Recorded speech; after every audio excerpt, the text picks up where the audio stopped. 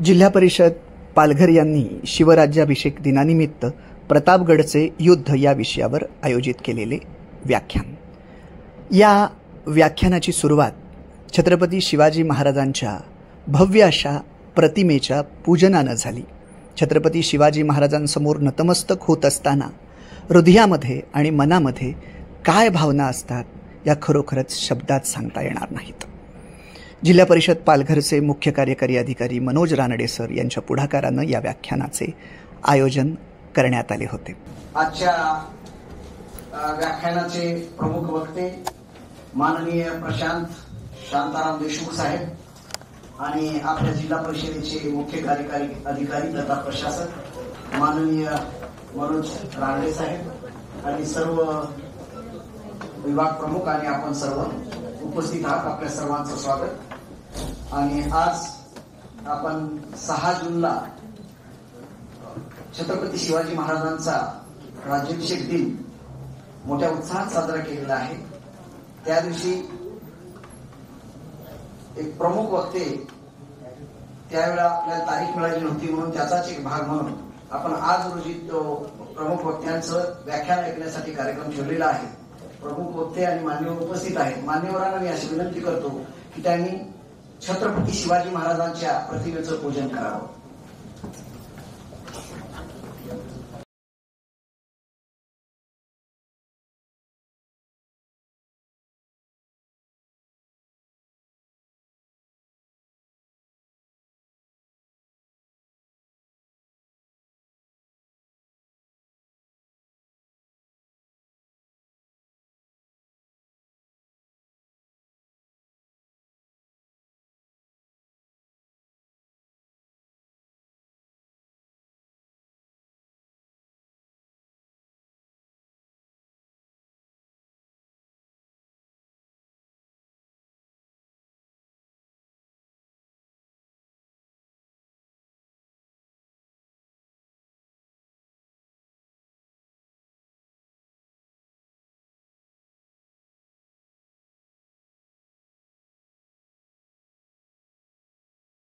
पण कारण कुठल्याही महापुरुषाची जयंती असली की आपण महापुरुषांना एक हार घालतो आणि आपण सगळ्यांनी जास्त हार घालून देतो।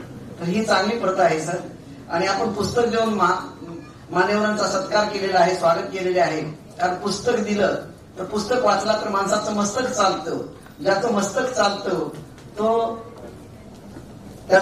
तो कोणाचा हस्तक होत नाही, आणि जो कोणाचा हस्तक होत नाही तो नको तिथे नतमस्तक होत नाही।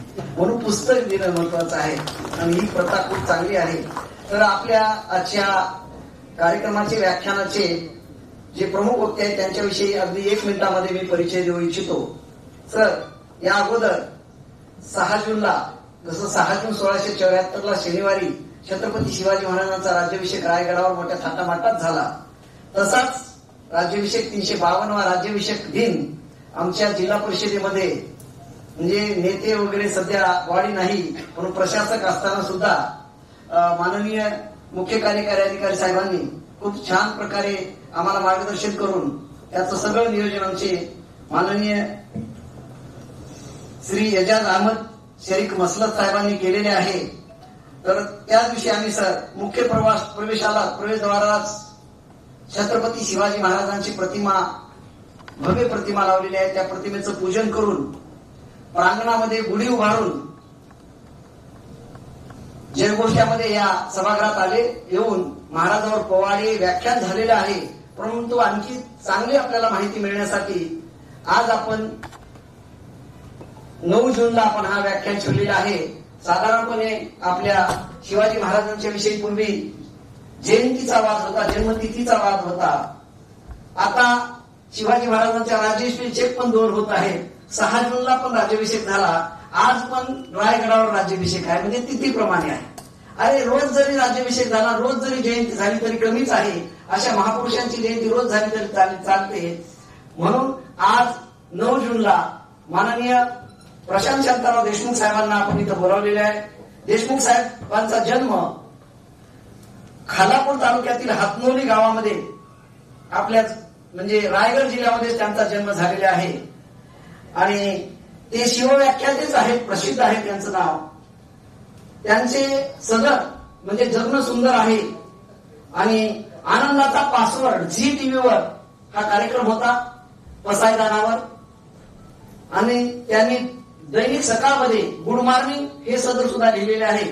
त्यांचे 2 पुस्तकं प्रसिद्ध आहेत, जय शिवराय आणि गुड मॉर्निंग हे 2 पुस्तकं प्रसिद्ध आहेत. असे प्रसिद्ध व्याख्याते, मोठी लिस्ट आहे. त्यांना एवढे पुरस्कार मिळालेले आहेत की ते राज्य पुरस्कारापासून बाहेर राज्याचे पुरस्कार, अनेक पुरस्कार साहेबांना मिळालेले आहेत. असा एक नामांकित वक्ता आपल्याला आपल्या जिल्हा परिषदेमध्ये माननीय मुख्य कार्यकारी अधिकारी साहेबांनी उपलब्ध करून दिला. त्या वक्त्यांचं आपण स्वागत केलेले आहे. आणि मी अध्यक्षांच्या वतीने त्यांच्या परवानगीने माननीय प्रशांत शांताराव देशमुख हे इंजिनियर आहेत, इंजिनिअरिंगची डिग्री केली, ते प्राध्यापक नाहीत, इंजिनिअरिंगची डिग्री केली. म्हणजे तुम्ही इंजिनिअरिंग केलं साहेब. इंजिनिअरिंगचं एक सूत्र आहे, एक विटेला जर जोडायचं असेल तर त्याला सिमेंट करावं लागते, सिमेंटिंग करावी लागते. सिमेंट लावल्याशिवाय ती भिंत मजबूत होत नाही, त्याची बिल्डिंग होत नाही.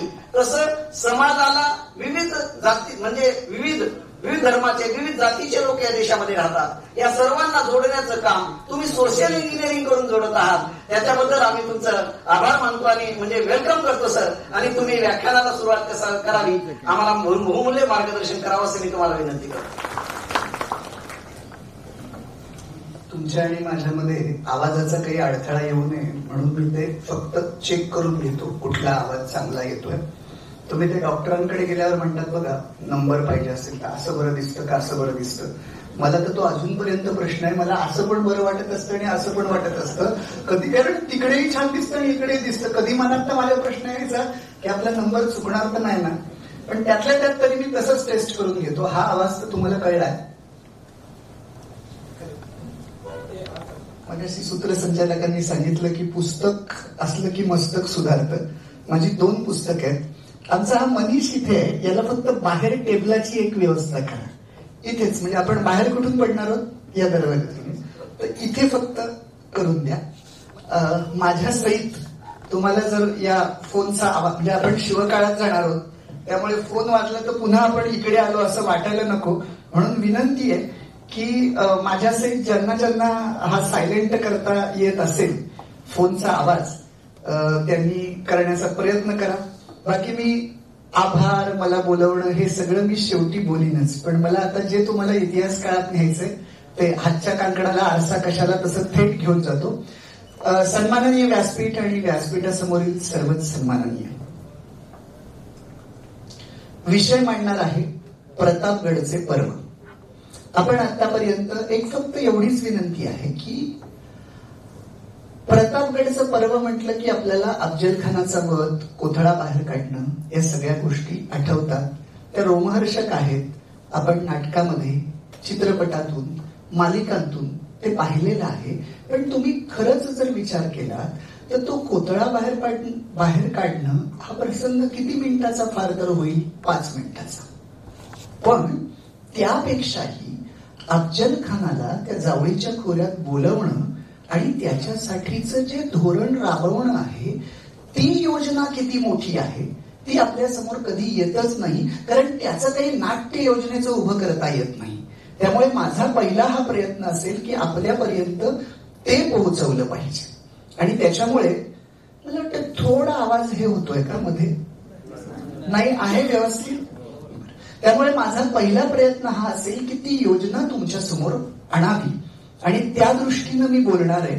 ते अशासाठी की काही जर या मानसिकतेतनं बसले असतील की ते ड्रामॅटिक कसं आपल्या समोर येईल, ते येईलच, पण अगोदर त्याच्या पाठीमागची पार्श्वभूमी सगळ्यात महत्वाची आहे. तर आता मी सुरू करतो. राजगडावर बहिर्जी नायकांच्या पथकानं छत्रपती शिवाजी महाराजांना इशारत केली की अफजल खान प्रचंड मोठी फौज घेऊन निघालाय. राजांनी येसाजी, नेताजी, तानाजी, बाजी, रामजी या सगळ्यांना एकत्र केलं आणि विचारलं, गड्यांना काय करायचं, तह करूया की लढूया. राजांनी स्वतः मनात ठरवलं होतं आपण लढायचं, कारण त्यांना माहिती होतं हा खान क्रूर आहे, कपटी आहे, तो कधीही दगा देईल, त्याच्यामुळे जे काही होईल ते लढूनच होईल, हे त्यांनी स्वतः ठरवलं होतं. पण त्यांच्या सैन्याला काय वाटतंय, सहकाऱ्यांना काय वाटतंय, हे नेतृत्वानं समजून घ्यायचं होतं, कारण सहकाऱ्यांच्याच जीवावर लढायचं होतं. त्यामुळे राजांनी विचारलं की गड्यांनो काय करूया. तुम्हाला सांगतो, त्यावेळेस स्वराज्य नुकतंच तयार होत होतं.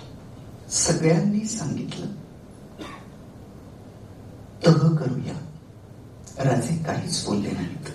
आपल्या दालनात आले, विचार करतायत की ज्या सैन्याच्या आधारावर मी लढणार आहे ते सैन्याचंच आत्मबळ खच्ची झालंय. युद्ध ही पहिल्यांदा मनात जिंकली जातात आणि मग ती रणात जिंकली जातात. इथं तर माझं सैन्य मनानच हारलेलं आहे, रणात जिंकणार कसं. राजे विचार करतायत, माझ्या सैन्याचं आत्मबळ कसं वाढवायचं. पण नुसतं असं सांगून जमणार नाही की आपण जिंकू, कारण त्यावेळेस परिस्थिती अशी होती की अफजल खानाला मारलं हा नंतरचा इतिहास. पण त्या क्षणाला जर कोणी तुलना करायची म्हटली की खानाची ताकद मोठी की राजांची ताकद मोठी, तर खानाची ताकद मोठी असं दृश्य होतं. आतापर्यंत जे जे त्या प्रांतोप्रांतीचे राजे आहेत त्यांच्यावर जर आदिलशाह सोडाच, पण जर त्यांचा सेनापती चालून जातोय अशी जर बातमी गेली, खान चालून येतोय, तर प्रांतोप्रांतीचे राजे हात बांधून शरण यायचे असा इतिहास आहे. राजांचे सरदार सांगतायत तह करूया. राजे काहीच बोलले नाहीत, दालनात येतात, विचार करतात आत्मबळ कसं वाढवायचं. राजांना एक युक्ती सुचते, कल्पना सुचते.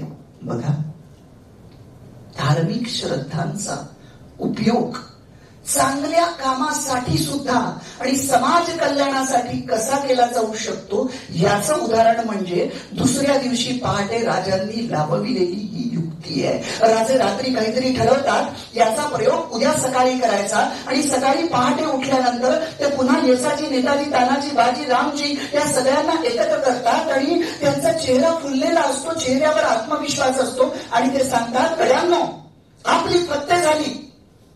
भवानी माता माझ्या स्वप्नात आली आणि तिनं मला सांगितलं की बाळा, चिंता करू नकोस, तुझ्या तलवारीत शिरते आणि हा 32 दाताचा बोकड तलवारीतर्फे कापते. बाळा, चिंता करू नकोस.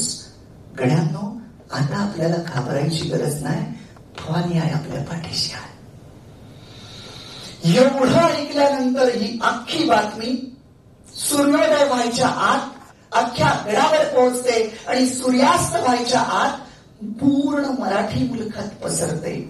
आणि मग सरदार तर सोडाच, पण साधे साधे सैनिक सुद्धा छाती पुढं काढून म्हणू लागले, आता आम्ही घाबरत नाही. असा एकच खान काय, 10 खान आले तरी आम्ही घाबरत नाही, कारण आमच्या राजाला भवानी आहे, प्रसन्न आहे. मंडळी, आपलं आत्मबळ वाढलं होतं, आता शत्रू सैन्याचं आत्मबळ कमी करायचं होतं. आपलं आत्मबळ वाढवलंय, शत्रू सैन्य इथे आहे, त्याचं आत्मबळ कमी केलं की आपोआपच कमी वाढेल. त्याचीही व्यवस्था बहिर्जी नायकांच्या मार्फत केली होती. राजांनी अफजल खानावर बहिर्जी नायकांची गुप्तचर यंत्रणा अशा पद्धतीने लावली होती की त्याच्या छावणीमध्ये तो डाव्या बाजूला शिंकतोय का उजव्या बाजूला शिंकतोय हे सुद्धा त्या काळात व्हॉट्सअप, फेसबुक नसताना राजांना राजगडावर कळत होत.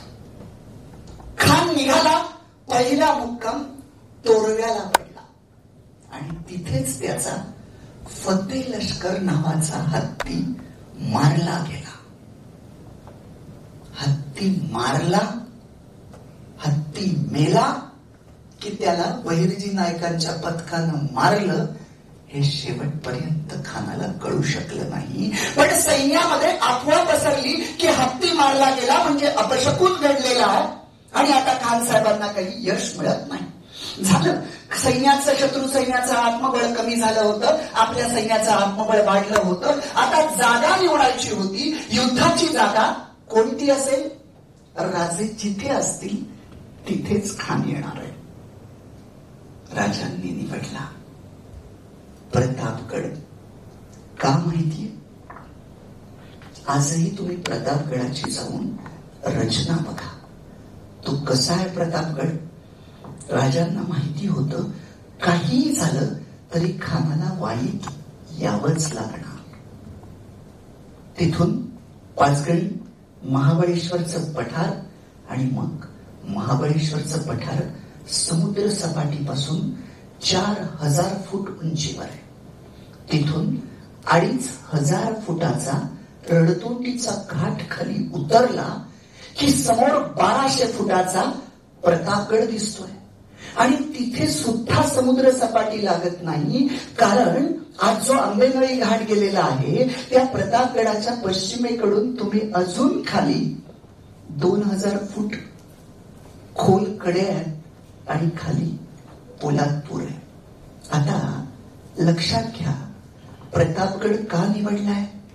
कारण खर तर राजगड होता, पुरंदर होता, इतके भक्कम किल्ले होते, पण राजांनी निवडला प्रतापगड. त्याचं कारण, राजगड निवडला, पुरंदर निवडला, कोणताही किल्ला निवडला तरी खानाचं सैन्य इतकं मोठं आहे की तो कित्येक महिने वेढा नेऊन बसू शकतो. आणि एकदा वेढा पडला, अन्नधान्य संपलं की काहीच करता येणार नाही. प्रतापगडाला वेढा टाकता येणंच शक्य नाही.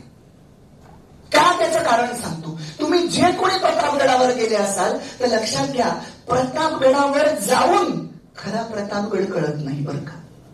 प्रतापगड कसा आहे आणि त्याला कसा वेढा पडू शकतो किंवा पडू शकत नाही, ही जर रचना बघायची असेल तर त्यासाठी महाबळेश्वरच्या एल्फिस्टन पॉइंटला जायचं. तुम्ही जर एल्फिस्टन पॉइंटला गेलात तर तुम्हाला समोर असा प्रतापगड दिसेल. आणि तुम्ही जेव्हा प्रतापगडाकडे बघाल तेव्हा तुम्ही अशी कल्पना करा, डाव्या बाजूला पार जवळ अफजल खानाची छावणी पडली आहे. आणि ती छावणी पडलेली असताना त्या छावणीचं जे सैन्य आहे त्या सैन्यानं जर ठरवलंच प्रतापगडाला वेढा टाकायचा तर प्रतापगडाला वेढा टाकता येणं का शक्य नाही? कारण प्रतापगडाची पश्चिमेची जी बाजू आहे ती पश्चिमेची बाजू म्हणजे 2000 फूट खोल कड्यात खाली कसा वेढा टाकणार? आणि तुम्ही जर एल्फिस्टन पॉइंट वरून बघितलं की ती अफजल खानाचं सैन्य आलंय आणि ते विचार करतंय प्रतापगडाला वेढा टाकावं, त्याला टाकता येणं तर शक्य नाही. पण तुम्ही एल्फिस्टन वरून पाहिलं तर तुम्हाला कळेल अफजल खानाचं अख्खं सैन्य अशा ठिकाणी आहे की त्या सैन्यानं चोर बाजूला जरी बघितलं तर सह्याद्रीचा वेढा त्या सैन्याला पडलेला आहे. म्हणजे जे सैन्य वेढा टाकण्यासाठी येईल प्रतापगडाला तेच सैन्य सह्याद्रीच्या वेढ्यात अडकलेलं असेल, हेच सत्य. आणि अजून एक लक्षात घ्या बरं का, मी हे प्रतापगडचं युद्ध म्हणताना एक गोष्ट मला आवर्जून सांगायचे की राजांबरोबर जे 10 अंगरक्षक होते ना त्यातलं एक नाव आहे सिद्धी इब्राहिम, मुस्लिम नाव आहे आणि अंगरक्षक म्हणून राजांच्या बरोबर आहे बरं का. हे सगळ्यात महत्वाचं आहे. ते पुढे मी सांगेलच सगळ्या गोष्टीचं, पण इथे महत्वाचं प्रतापगड का निवडला तर प्रतापगड निवडण्याचं मुख्य म्हणजे कारण आहे वेढा पडणं शक्य नाही. दुसरं कारण, राजांना याचा अंदाज होता खान कसाही आला कसाही तरी तो जून मध्येच वाईजवळ येईल. जून, जुलै, ऑगस्ट, सप्टेंबर 4 महिने आहेत. 4 महिने पावसाळा आहे आणि पावसाळ्यात कोकणात नद्या इतक्या थोडीवरून वाहतात. खानाला जर प्रतापगडावर यायचं म्हटलं तर त्याला काहीही करून रडतोंडीचा घाट उतरल्यावर आडवी कोयना माय आहे तिला पार करावंच लागणार आहे. आणि पावसाळ्यात त्यानं जर हिंमत केली की कोयनेच्या पात्रात पाय द्यावा तर आमची कोयना माय त्याला असा हेळसांडत हेळवापर्यंत कधी घेऊन जाईल ते त्याचं त्यालाही कळणार नाही. म्हणून प्रतापगड निवडला. आणि तिसरी गोष्ट, प्रतापगडाची जी भौगोलिक रचना आहे ती रचना कशी आहे माहितीये? मुळातच ते जावळीचं पूर्ण खोरं, जांभूळ खोरं, जोर खोरं, कांदाट खोरं, शिवथळ खोरं अशी घनदाट जंगलं असलेली खोरं तिथे आहेत. चंद्रगड, चांभारगड, सोनगड, रायगड, मकरंदगड, कोळीगड, हे कांगोरीगड, ह्या सगळ्या गडांच्या मध्यात प्रतापगड बांधून भोरप्या डोंगराला प्रतापगडाचं रूप देऊन राजांनी जणू भक्कम अशी लंका बसवलेली आहे. एकच सांगतो की प्रतापगड आणि जावळीचं खोरं किती कठीण आहे. आज जरी तुम्ही गेलात तरी तुम्हाला प्रचंड जंगल दिसेल. कल्पना म्हणून सांगतो की जावळीचं खोरं किती घनदाट आहे. हिडिंबा नावाची राक्षसी तुम्ही डोळ्यासमोर आणा की जिचे असे केस पिंजारलेले आहेत आणि कल्पना करा की तिच्या डोक्यात जर एखादी ऊ सोडली तर एवढे पिंजारलेल्या केसाच्या हिडिंबेच्या डोक्यातली ऊ सापडणं किती अवघड गोष्ट आहे. ऊ वाक्य असं आहे, एक वेळ त्या हिडिंबेच्या डोक्यातली ऊ सापडेल पण जावळीच्या खोऱ्यातला हत्ती सापडणार नाही. इतकं ते घनदाट आहे. त्यासाठी राजांनी निवडला प्रतापगड. आता राजांचं लक्ष होतं खानावर. त्याच्या चाली काय काय चालल्या. तो पंढरपुरात आलाय. त्यानं थोडासा धार्मिक श्रद्धांचा प्रश्न निर्माण करण्याचा प्रयत्न केलाय. पण राजे धर्माच्याही पलीकडचे होते. राजांचं राज्य ना कुण्या एका जातीचं होतं ना कुण्या एका धर्मासाठी होतं. राजांचं राज्य हे स्वराज्य चांगल्यासाठी होतं. हे लक्षात घेतलं पाहिजे. राजांच्या या स्वराज्याच्या विरोधात जे जे आले, मग ते स्वतःच्या जातीतले असतील, स्वतःच्या धर्मातले असतील, त्यांच्याही विरुद्ध राजे लढलेले आहेत. हे अंतिम सत्य आम्ही नाकारू शकत नाही. तो आला पंढरपुरात. त्यानं विचार केला काही धार्मिक श्रद्धांचा प्रश्न निर्माण करण्याचा प्रयत्न करूया. इथे एक थोडंसं संशोधनाला जागा आहे. काही जणांनी असं सांगितलंय की तो तुळजापूरला गेलाय. पण काही इतिहास संशोधकांचं म्हणणं असं आहे की तुळजापूरला तो गेलाय, तो अगोदरच्या मोहिमेला गेलाय. या मोहिमेत तुळजापूर जाण्याची गरज नाही. कारण तुम्ही जर रस्ता बघितला तर विजापूर, पंढरपूर, वाई इथपर्यंत ठीक आहे. तुळजापूरला उलट जाऊन परत यायची काहीच गरज नाही. त्यामुळे मलाही असं वाटतं की तो विजापूर, पंढरपुरात आलाय. तिथं धार्मिक श्रद्धांचा प्रश्न निर्माण करण्याचा प्रयत्न केलाय. पण राजांनी भूमिकाच घेतलीय. घाबरतोय, भीतोय, शत्रूला भरमात ठेवणं ही सगळ्यात मोठी चाल आहे बरं का. घाबरतोय, भीतोय असं दाखवणं. आणि राजांची भूमिका काय होती माहितीये. आपले पूर्व राष्ट्रपती APJ अब्दुल कलाम यांची एक फार सुंदर कविता आहे, मला फार आवडते. आयरण होशील तेव्हा घाव सोस, आयरण होशील तेव्हा घाव सोस, आणि हातोडा होशील तेव्हा घाव घाल. राजकारण करणाऱ्या माणसाला आपली भूमिका आयरणीची कधी आहे आणि हातोड्याची कधी आहे हे कळलं पाहिजे. सरपटण्याच्या वेळा आणि फना काढण्याच्या वेळा या राजकारण करणाऱ्या माणसाला जर साधता आल्या तर त्याचं राजकारण यशस्वी होतं. नाहीतर बरीच माणसं आपण पाहतो की जेव्हा जेव्हा फणा काढायचा असतो तेव्हा सरपटत असतात आणि सरपटायचं असतं तेव्हा फणा काढायला जातात. आयरणीसारखं राहायचं असतं तेव्हा हातोड्याचा घाव घालायला जातात आणि जेव्हा घाव घालायचा असतो तेव्हा आयरणीची भूमिका घेतात. राजकारण फसलं जातं. राजांना पक्क माहिती होतं की आता आपली भूमिका आयरणीची आहे. घाव घालायचाच कुठे, जावळीच्या खोऱ्यात, प्रतापगडाच्या माचीवर. आणि असा कसा घाव घालायचा नाही, तो घातलेल्या घावानं खान तर नेस्तनाबूत होईलच पण अख्खी आदिलशाही हलेल असा घाव घालायचा आहे. राजे शांत आहेत. खानाला कळेना. धार्मिक प्रश्नानेही राजा बाहेर येत नाही. पुढे तो मलावडीला आलाय. तिथं त्यानं मग दुसरं शस्त्र उगारलंय. कोणतं माहितीये का, बायकोचा भाऊ. या पदामध्ये किती ताकद असते तुम्हाला माहितीये. तुम्ही म्हणजे पुरुष मंडळींना लक्षात येईल, तुम्ही घरी गेल्यानंतर जेवणाच्या अगोदर बायकोचा भाऊ या खुर्चीबद्दल किंवा या पदाबद्दल काही इकडचा शब्द तिकडे करून बघा. ताबडतोब जेवणावर परिणाम होईल. आणि हे खानाला तेव्हाही कळलं असावं. त्यानं मलवडीत काय करावं. राजांची पत्नी सई बाईंचे भाऊ बजाजी निंबाळकर त्याच्याच सैन्यात आहेत बरं का. तरी त्यांना अटक केली आहे आणि अशी अफवा सोडून दिली की बजाजी निंबाळकरांना हत्तीच्या पायाखाली दिलं जाणार आहे. राजांनी काय करावं. नाईकजी पांढरे जे अफजल खानाचे सरदार आहेत त्यांच्याकडे शब्द टाकला आणि बजाजी निंबाळकरांची सुटका करून घेतली. त्यासाठी फलटणची देशमुखी गहाण टाकली. 60,000 होऊन द्यायचं ठरलं. दंड भरला आणि बजाजी नाईक निंबाळकरांना सोडवलं. इथं एक खोब आहे बघा. मी विचार करतोय, नाईकजी पांढरे कोणाचे सरदार, खानाचे. ऐकतात कोणाचं, शिवाजीराजांचं म्हणजे आपला माणूस विरोधी पक्षात ठेवण्याचं राजकारण महाराष्ट्र 350 वर्षापासून शिकलाय. ती परंपरा आजतागायत बहुतेक चालू ठेवली असावी काही जणांनी, असं म्हणायला काही हरकत नाही. आता त्याला लक्षात आलं की हे हत्यारही आपलं गेलंय वाया. तो आता 12 मावळात आलाय. साम दाम दंडभेद नीती थोडा नीती हे सगळे त्यांना वापरायला सुरुवात केले. खंडोजी खोपडे आणि सुलतानजी जगदाळे या 2 देशमुखांना त्यांनी फोडलंय. आणि त्याला माहिती आहे या 12 मावळातले कान्होजी चेते हा असा देशमुख आहे की त्या एका देशमुखाला जर फोडलं तर 12 मावळातले सगळे देशमुख कान्होजींच्या बाजूने उभं राहतील. कारी गावात खानाचं फरमान गेलंय. फरमान बघितल्याबरोबर कान्होजी काका निघालेत. आपल्या 5 मुलांना घेतलंय आणि घोड्यावर येत असताना त्यांच्या डोक्यात विचार चालले. 2 वाटा आहेत. एक वाट खानाच्या तळावर जाते, एक वाट राजगडावर जाते.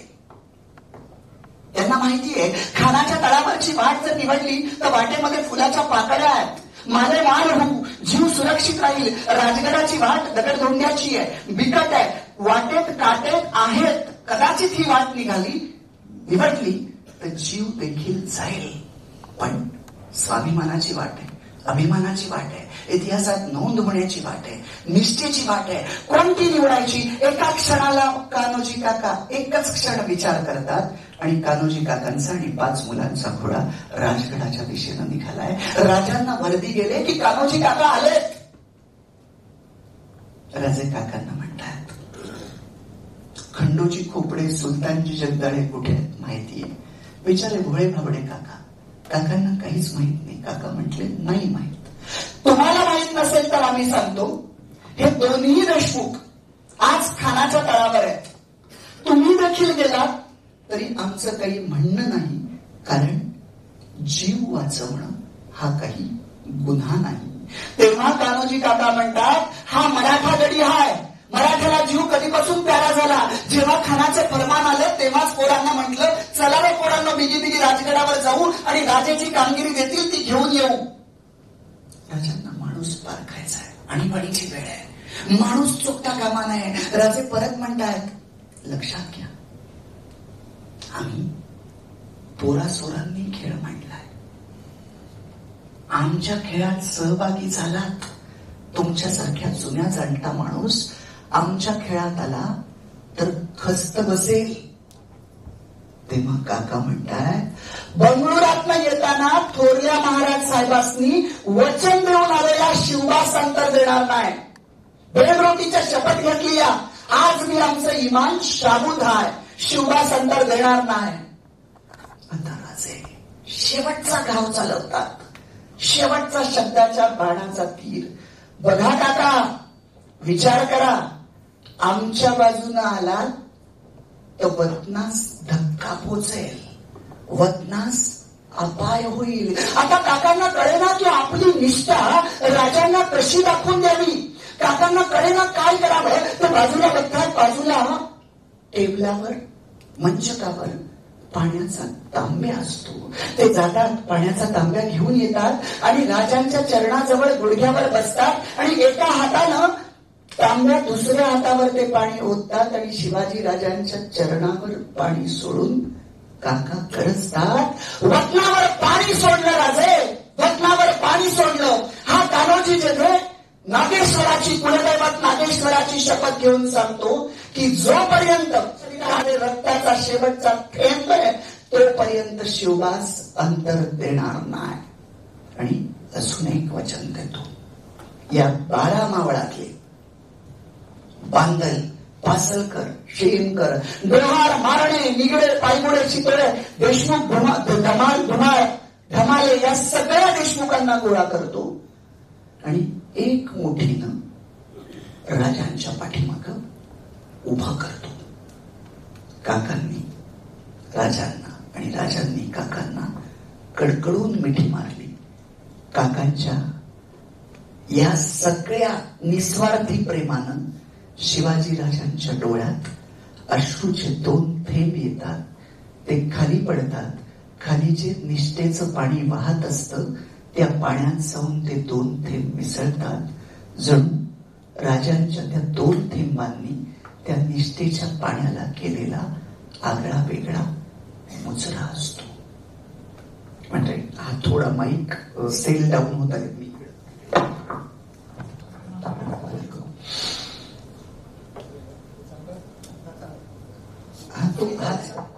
गंमत अशी आहे, खान वाईट आहे. बरोबर आहे आवाज. खान वाईट आहे, राजे प्रतापगडावर आहेत. बौद्धिक चाली किती महत्वाच्या असतात बघा.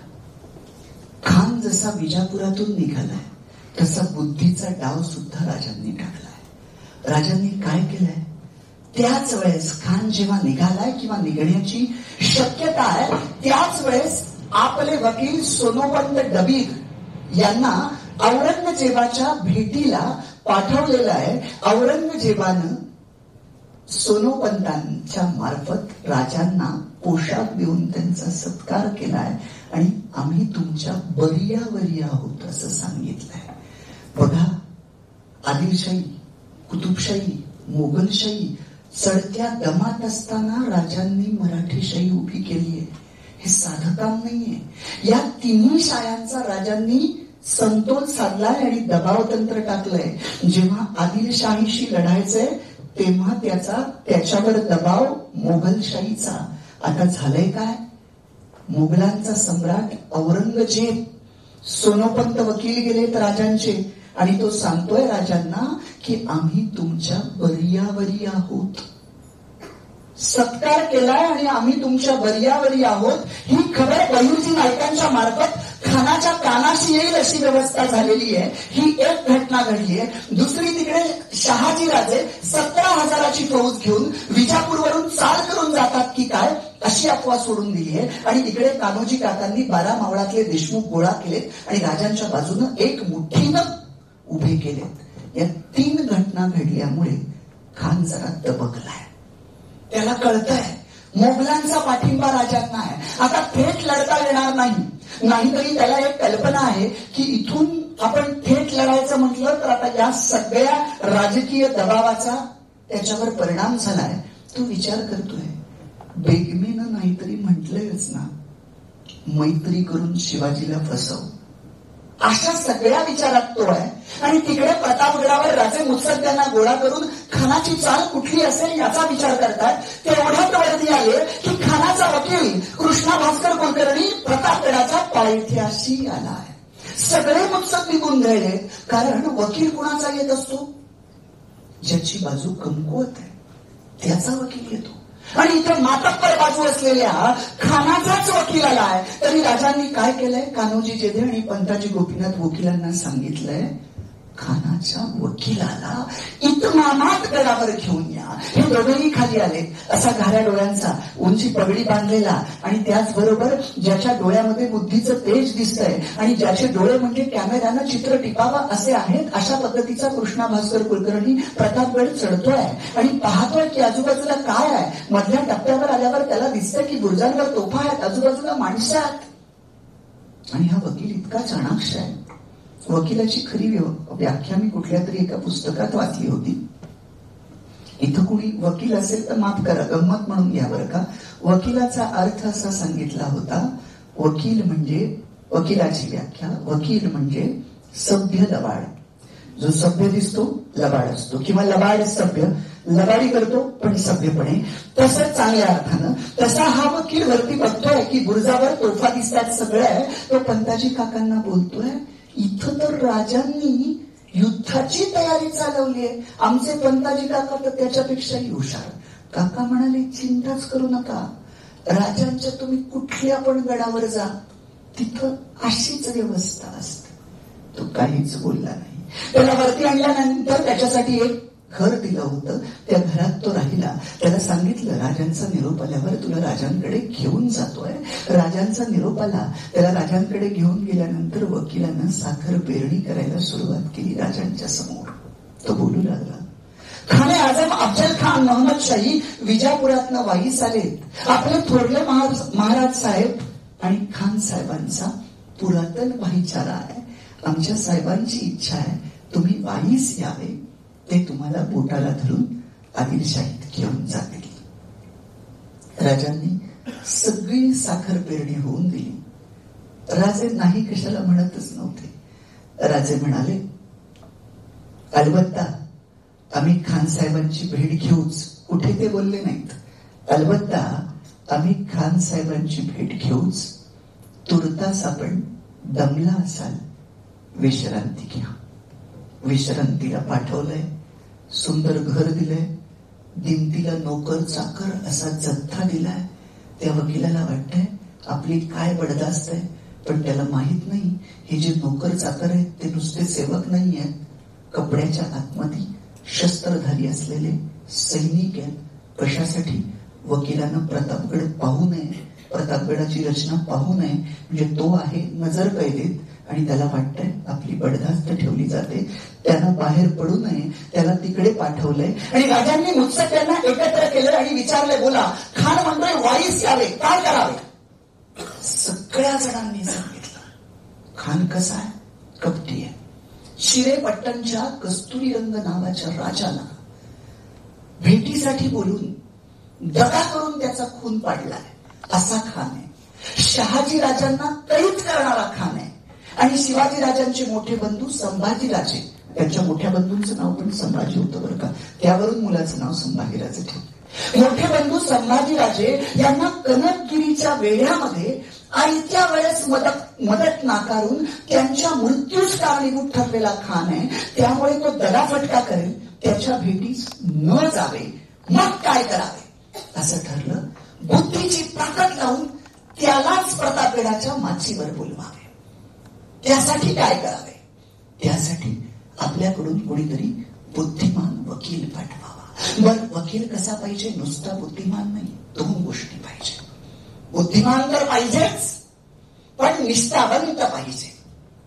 बुद्धी आणि निष्ठा या 2 गोष्टी खरं तर एकत्र राहणं अवघड होऊन जात असतं. पण इथे राजांना असा माणूस शोधायचा आहे की जो बुद्धिमान पण आहे, बुद्धीच्या ताकदीवर खानाला आणेल, पण निष्ठावान पण पाहिजे. आयत्या वेळेस फटका करायला नको. राजांच्या डोळ्यासमोर नाव आलं पंताजी गोपीनाथ बोखे.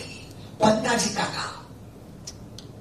काकांना खलबतखान्यात घेतलं आणि सांगितलं, काका तुमच्यावर अशी जबाबदारी सोपवतोय, ती जर पार पाडली तर पुढच्या अनेक पिढ्या तुमचं नाव काढते. खानाला प्रतापगडाच्या माचीवर आणायचंय. आणि अजून एक काढायचंय.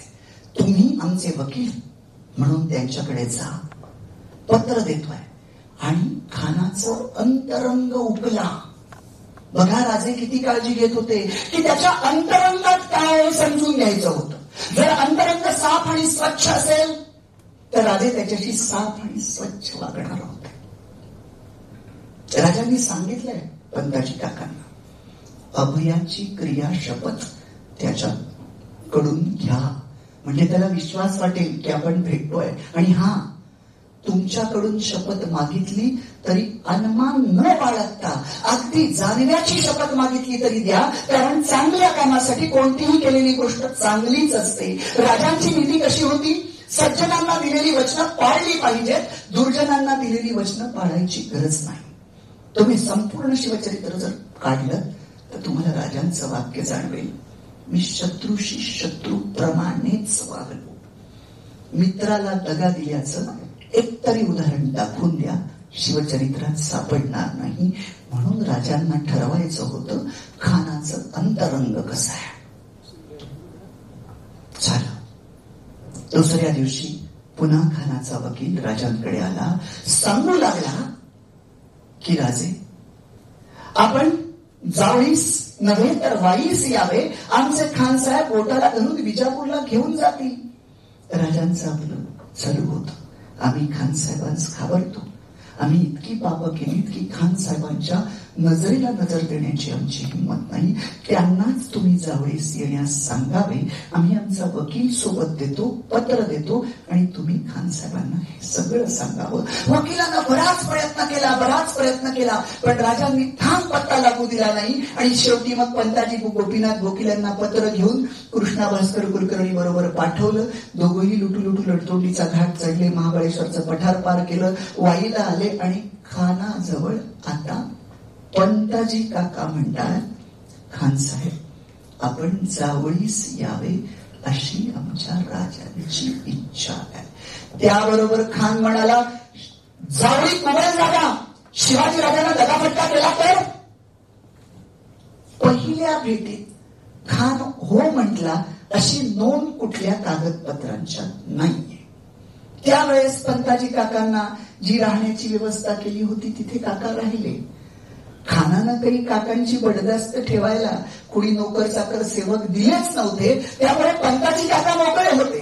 पंताजी काका खानाच्या सरदारांना भेटले, सैन्याला भेटले आणि आपली जीभ चालवून त्यांचं अंतरंगात काय दडलंय ते काढलं. खानाचं अंतरंग जसं पंताजी काकांना कळालं तसं पंताजी काका निघाले. पुन्हा राजांना येऊन भेटले. मुत्सद्दी सोबतच होते. सगळे विचारतात, भेटला का खान, काय बोलला? पण राजांची योजना असायची, जी जबाबदारी ज्याच्यावर तेवढीच त्याला माहित, बाकी कोणी का किती जवळचा असेल ना. राजे पुन्हा म्हटले, दमला असाल, विश्रांती घ्या. विश्रांतीला पाठवलं.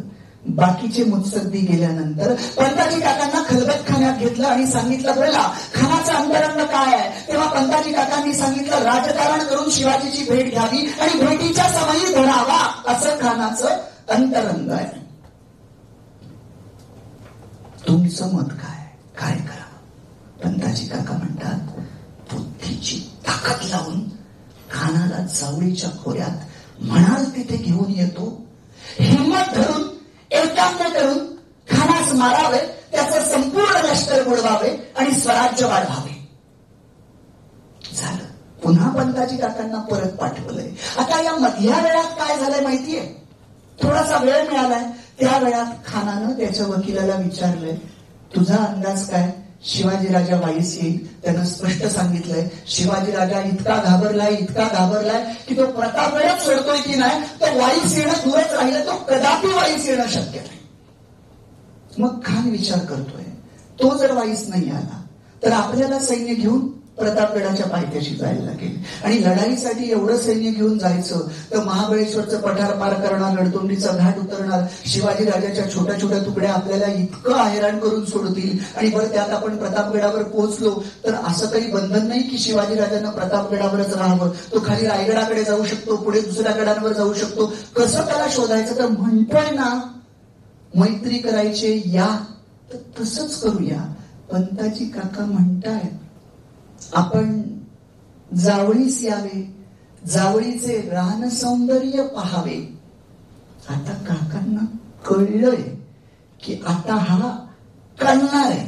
आता हा शेवटचा ठोसा लावून दिला की आपल्या बाजूला येईल. तसं शेवटचं अस्त्र पंताजी काकांनी काढलंय. असं काही नाही खान साहेब, आपण जर घाबरत असाल तर आपलं लष्कर घेऊन पण येऊ शकता. खानाच्या अहंकाराला डिवचलंय. तो म्हणतोय, मी घाबरणार, शिवाजीला मी घाबरणार.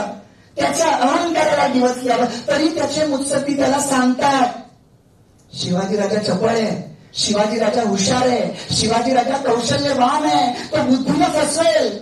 पुन्हा शिवाजी राजाची स्तुती होतीये.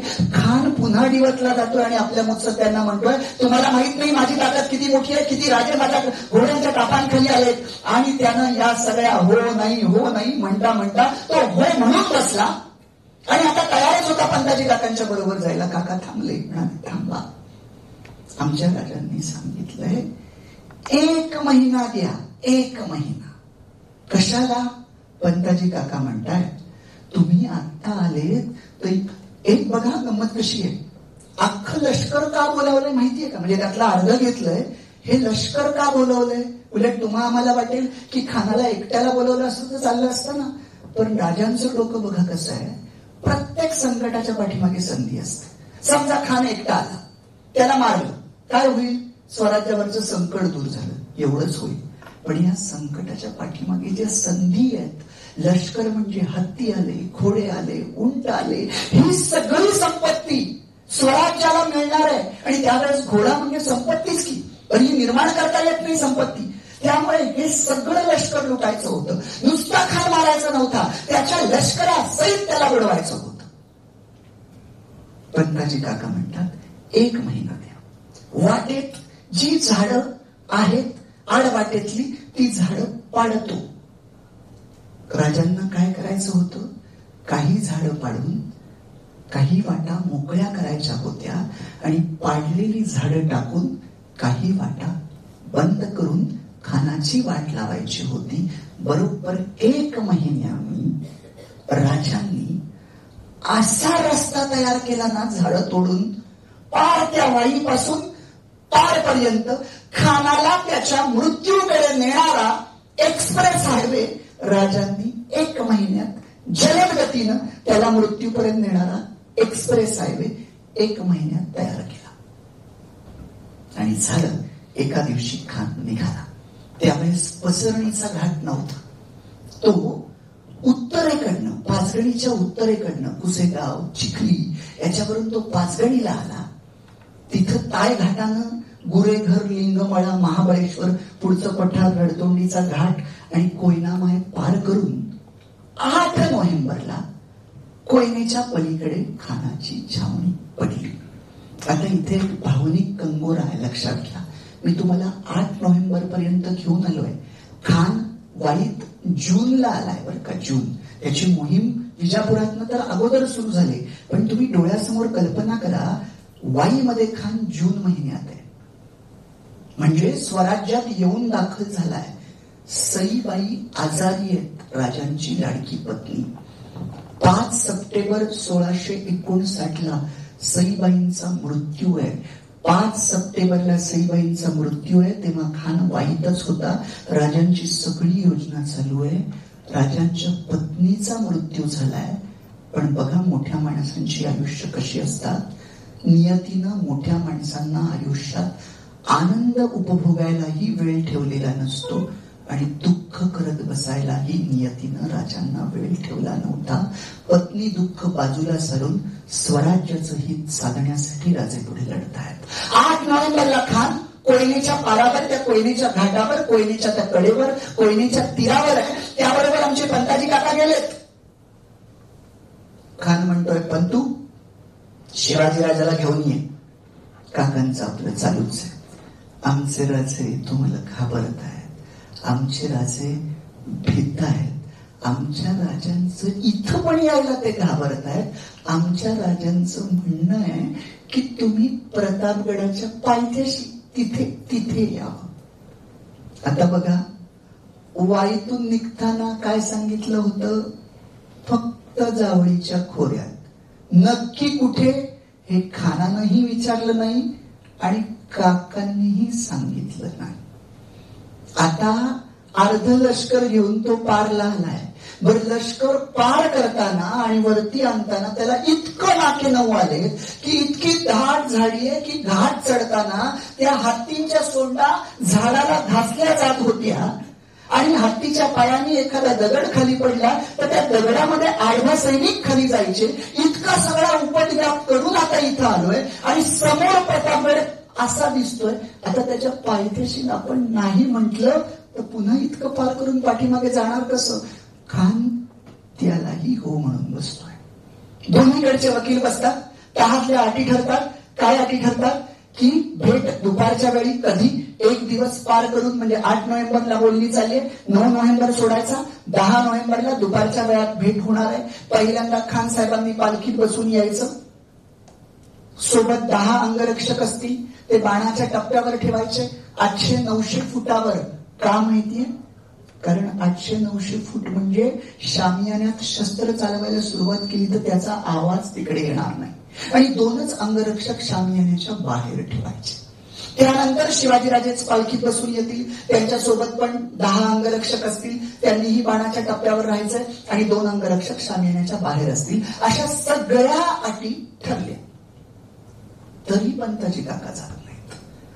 खान म्हणतो, काय नाही, तुम्ही येणार, अंकुश खान येणार, मुसे खान येणार, मंबाजी भोसले येणार, एवढे मोठमोठे सरदार येणार. खान म्हणतो, तर मग आमच्या राजांची इच्छा आहे की उंची वस्तू देऊन तुमचा सत्कार करावा, तुमचं स्वागत करावं. खान विचारतो, तर मग मी काय करू? तुम्ही करणार आहात ना स्वागत? तेच सांगतोय, आमच्या राजांची इच्छा आहे की विजापुरातनं जे व्यापारी तुमच्या बरोबर आता आलेत त्या व्यापाऱ्यांचा सगळा माल आमच्या राजांना विकत घ्यायचाय आणि त्याच मालांनी तुमचं स्वागत करायचंय. तर तेवढे व्यापारी तुम्ही जर पाठवलं आमच्या बरोबर तर आमचे राजे सगळा माल विकत घेतील. खान विचार करतोय, व्यापाऱ्यांचा व्यापार साधला जातोय, सगळा माल विकत घेणार, व्यापारी खुश आणि पुन्हा तो सगळा माल आपल्या सत्कारानं आपल्याचकडे येणार. सौदा अगदीच शिवाजी राजाच्या विरुद्ध बाजूने जातोय, आपल्यालाच चांगला फायदेशीर आहे. झालं, त्याने परवानगी दिली. पंताजी काका लुटू पुढे चालले, त्यांच्या पाठीमागे व्यापारी खांद्यावर सगळं असलेलं त्यांचं सोनं नाणं जडजवाहीर घेऊन चाललेत आणि प्रतापगडावर आलेत. काकांनी सांगितलं, आता उद्याचा दिवस झाला की परवा भेट आहे, 2 दिवस प्रतापगडावर थांबा, प्रतापगडाची हवा छान घ्या, मैत्रीपूर्ण भेट होणार आहे. भेटीनंतर तुमचे पैसे तुम्हाला दिले जातील. विचार करा, शत्रूचा माल त्याच्याच खांद्यावर आपल्या जागेत आणून सोडायला भाग पाडणं ही आहे शिवाजी राजांची बुद्धिमत्ता. 8 नोव्हेंबरच्या रात्री बहिर्जी नाईक राजांच्या समोर आहेत. खानाची अख्खी मापं काढलेली आहेत. राजे विचार करतायत, या मापाचा कोण? आपल्यामध्ये विसाजी मुरंबक रात्रीच निरोप गेला. विसाजी मुरंबकला 9 नोव्हेंबरला सकाळी मैदानात बोलवलंय. 9 नोव्हेंबरला सकाळी विसाजी मुरंबक समोर आहे. त्याला कळे ना आपल्याला कशाला बोलवलंय. तो भोळा बाबडा विसाजी मुरंबक. राजे त्याची भेट घेत आहेत. विसाजीला म्हणतात, विसाजी थांबलं. त्याला असं पुढून भेटतायत, हाताचा अंदाज घेतायत कुठपर्यंत येतोय. परत जाऊन त्याला मागून पुन्हा त्याच्या उजव्या इथे आपली मान ठेवून किती अंतर बाकी राहतंय ते बघतात. डाव्या बाजूला मान ठेवून किती अंतर बाकी राहतंय ते बघतात. त्याची पाठ, त्याचं पोट सगळं चाचपडून वेगवेगळ्या पद्धतीनं त्या विसाजीला काही कळेना की राजांना काय झालंय.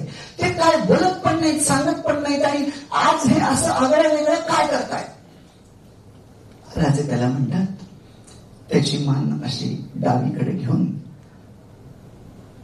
म्हणजे स्वतःची मान डावीकडे ठेवून विसाजीला म्हणतात, विसाजी आता एकदा उजव्या बघलेत आणि एकदा डाव्या बघलेत. डाव्या बघलेत माझी मान दाब बरं. तसा विसाजी म्हणतो, राज तुम्ही काय बी सांगा पण असलं काय बी सांगू नका. राजे म्हणतात, अरे विसाजी आता जर तू माझी मान दाबशील तर स्वराज्याची मान जी खानाच्या तावडीत सापडली ती सुटेल. विसाजी म्हणतो, राज तुम्ही काय बोलताय ते मला काय बी कळत नाही. तेव्हा राजे हसून म्हणतात, अरे विसाजी तुला माहितीये का, तो जो खान येणार आहे ना तो सगळा तुझ्याच मापाचा आणि तुझ्याच अंगलटीचा आहे. मी त्याला भेटायला जाणार आहे. त्याच्यामुळे ती भेट पूर्ण सुरक्षितपणे व्हावी आणि आपल्या बाजूनं व्हावी याच्यासाठी मी हे सगळं सांगतोय. तसा विसाजीचा चेहरा खुलतो आणि म्हणतो, हे मग अगोदर सांगायचं नाही होय, आता बघा कशी मान लागतो. सगळा सराव विसाजी व्यवस्थित करून देतो. सकाळीच निरोप केलाय राजांचा अनाजी रंगनाथ मलकरेंना, काय की जनीच्या टेंबावर शानदार शामियाना उभा करा. राजे संध्याकाळी जाऊन ते बघणार आहेत. हे जनीचं टेम कसं आहे माहितीये का, जागा पण कशी निवडले बघा. आता तुम्ही प्रतापगडाकडे जायला निघालात तर समोर प्रतापगड सोडताना पाहताना डाव्या बाजूला डोंगर सोंड गेलेली आहे, तिला जनीचं टेम म्हणतात. तिला समांतर अशा डाव्या आणि उजव्या बाजूला अजून 2 डोंगर सोंड आहेत की ज्यांच्यामध्ये बखळ आहे, झाडी झुडपं आहेत, दरी आहे. आणि ही सोंड कशी आहे माहितीये, ती अशा ठिकाणी अशा उंचीवर आहे, मध्यावर आहे. प्रतापगड अजून उंच, ही जणू मध्यावर आणि त्याच्या कितीतरी खाली पार गाव. म्हणजे पारच्या खानाच्या सैन्याला या जनीच्या टेंबावर काय चाललंय यातलं एक अंश सुद्धा दिसणार नाही. आणि राजांनी जर ठरवलंच तर प्रतापगडावरून अख्खं जनीचं टेंब तोफेच्या माऱ्यात येत आहे. म्हणजे जरी ठरवलं तोफेच्या माऱ्यानं जरीचं टेंब उडवायचं. आजही तुम्ही जाऊन बघा, प्रतापगडाचा पहिला दरवाजा उघडला की तिथून जर तोफ लावली जरीच्या टेंबावर तर अख्खं जरीचं टेंब उडवता येऊ शकेल, अशी तोफांची रचना करता येईल. असं जरीचं टेंब आहे. बरं, त्या जरीचं टेंब कसं आहे, खाली उतारावर एकाच बाजूनं वाट आहे थोडीशी आणि उरलेल्या तिन्ही वाटा, झाडं झुडपं बखड याच्यात गुंतलेल्या की तिथनं सैन्य येणं शक्यच नाही. म्हणजे आलं तर थोड्याशा त्या उताराच्या त्या वाटेनं, आणि जरी समजा सैन्य आलं तरी ते जागा इतकी अरुंद आहे की तिथं जास्त सैन्य मावूच शकत नाही. त्या जनीच्या टेंबाच्या समोर महारवाड्याचं टेंब आहे, आणि याच्या मधली जी जागा आहे ती इतक्या झाडी झुडपात आहे की त्याला खाड्याचं खोंड म्हटलं जातं. ते पार केल्याशिवाय जनीच्या टेंबावर येणं शक्यच नाही. झालं. संध्याकाळी शामियाना उभारला होता. कसा उभारला होता तुम्हाला सांगू का? अशा मोत्याच्या झालरी खाली लोंबतायत, गाद्या गिरद्या आहेत, कस्तुरीचा सुगंध आहे, चंद्राई कळस आहे, अख्खी संपत्तीची उधळण केली आहे. कशासाठी? कारण खानाचं मानसशास्त्र, मानसिक अवस्था राजांनी काढली आहे की खान लोभी आहे. त्याला वाटावं, अरे मी विजापूरचा सरदार, आदिलशाहीकडे पण अशी संपत्ती नाही, ही संपत्ती शिवाजी राजाकडे आहे, मग आपण आदिलशाहीचं सरदार व्हावं की शिवाजी राजाचं सरदार व्हावं. इतक्या संपत्तीची उधळण केलेली आहे, सगळी योजना केली आहे. आणि आता 9 नोव्हेंबरची शेवटची रात्र आहे. बघा, निवडणुकीच्या आधीची पण शेवटची रात्र महत्वाची असते. सगळ्या घडामोडी याच रात्री घडत असतात, पण राजांच्या त्या काळातली ती रात्र बघा कशी होती. 9 नोव्हेंबरच्या त्या शेवटच्या रात्री राजांच्या समोर संपूर्ण जावळीचा नकाशा आहे. वाई, पाचगणी, महाबळेश्वर, जावळीचे खोड, रणतोंडीचा घाट, आंबेमाळी घाट, पार घाट, या सगळ्या वाटा आणि सगळ्या नकाशा घेऊन राजे आपल्या सवंगड्यांसहित बसलेले आहेत. सवंगड्यांच्या सोबत आहेत. कोण कोण आहेत राजांच्या सोबत? नेताजी पारकर, कान्होजी जेधळे, अण्णाजी दत्तो, बांदल, पासलकर, शिवकर, बाबाजी भोसले, मोरपंत पिंगळे, संभाजीरावजी कोंडाळकर, संभाजी करवर, यसाजी कंक, कोंडाजी कंक, सिद्धी इब्राहिम, जिवाजी देवकाते, जिवाजी महाले, हिरोजी फरचंद, कृष्णाजी गायकवाड, सूरजी काडके, काकाजी इंगळे, रघुनाथ पंत आत्रे, सोनोपंत डबीर, शामराज पंत रांझेकर, पंताजी पानसंबर, कृष्णाजी पानसंबर, जिवाजी देवकाते, ही सगळी मंडळी, मानकोजी दायतोंडे आहेत, पंताजी गोपीनाथ वकील आहेत, हिरोजी फरचंद आहेत, ही सगळी मंडळी त्यांच्या सोबतीला आहेत. आणि राजे सगळ्यांना विश्वासात घेऊन सांगतात, गड्यांनो लक्षात घ्या, उद्या रणतोंडीचा घाट, पार घाट आणि आंबेमाळी घाट, हे 3 घाटाच्या वाटा बंद केल्या की अख्खा खान सह्याद्रीत कोंडला जातोय. बरं, उद्याचा दिवस आहे चंपाष्टीचा, खंडोबाचा उत्सव आहे. 10 नोव्हेंबर, हिवाळ्याचे दिवस आहेत. 5:30-6ला उन्ह करायला लागतील, 5:30 पावणे 6ला, आणि 6ला तर जावळीच्या अख्ख्या खोऱ्यात अंधार पसरलेला असेल. 2 वाजताची साधारण भेट आहे. 4 वाजेपर्यंत बोलाचाली होतील. 4 ते 6 2 तासच तुम्हाला लढायचं आहे. त्यानंतर अंधारच त्याचं कार्य करेल. आपल्या मावळ्यांना त्या वाटा माहिती आहेत. खानाच्या सैन्याला अंधार पडल्यावर जावळीच्या खोऱ्यातली वाटच सापडली जाणार नाही, तो कोंडला जाईल. आणि मी शामियान्याच्या बाहेर शिंग फुंकणारा शिंग्या उभा केलाय.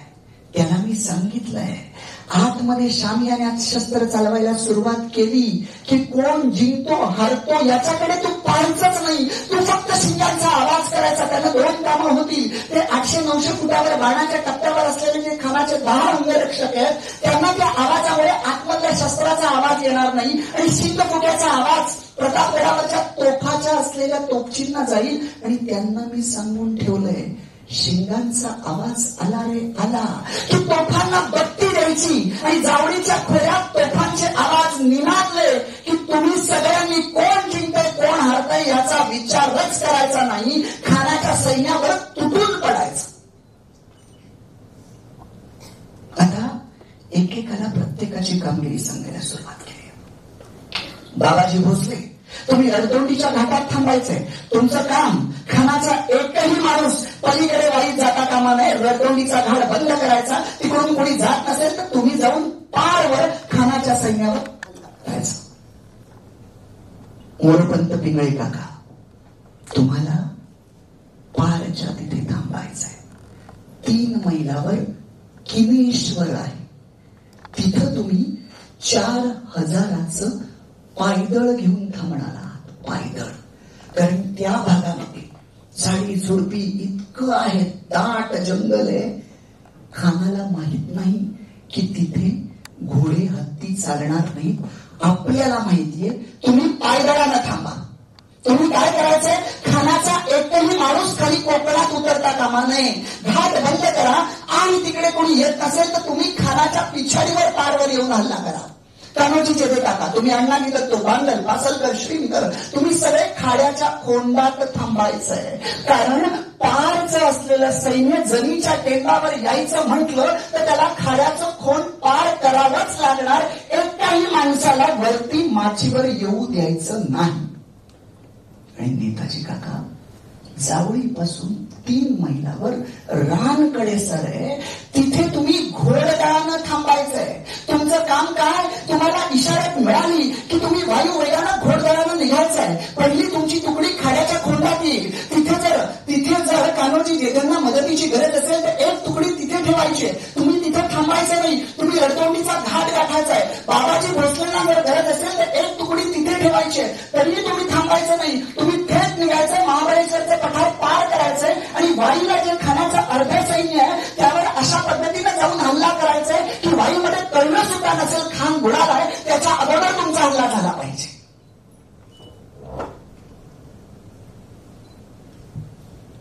या कामगिरी घाटाच्या यांना नेमून दिल्यात. समोर 10 जण आहेत.